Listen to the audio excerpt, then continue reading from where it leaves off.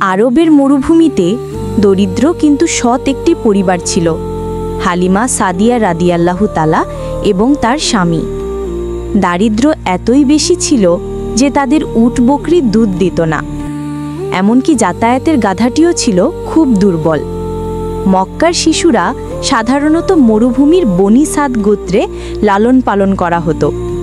একদিন হালিমা রাদিয়াল্লাহু তাআলা নবজাতক শিশুদের লালন পালনের জন্য মক্কায় এলেন। সবাই ধনী পরিবার খুঁজছিল, কারণ তাতে বেশি উপহার পাওয়া যায়। কিন্তু হালিমা রাদিয়াল্লাহু তাআলা কোথাও কোনো শিশু পেলেন না। শেষে তিনি দেখলেন এক অনাথ শিশু, যার নাম মুহাম্মদ সাল্লাল্লাহু আলাইহি সাল্লাম।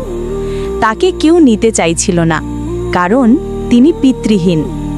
হালিমা রাদিয়াল্লাহু তাআলা স্বামীকে বললেন, চলো এই শিশুটিকেই নিয়ে যাই, হয়তো এতে আল্লাহ বরকত দেবেন। তারা শিশুটিকে কোলে নিলেন, আর সেখান থেকেই শুরু হলো এক অলৌকিক পরিবর্তন। হালিমা রাদিয়াল্লাহু তাআলা পরে বলতেন, আমি মুহাম্মদ সাল্লাল্লাহু আলাইহি সাল্লামকে কোলে নেওয়ার পর আমার বুক ভরে দুধ এলো। দুই শিশুই পেট ভরে খেলো।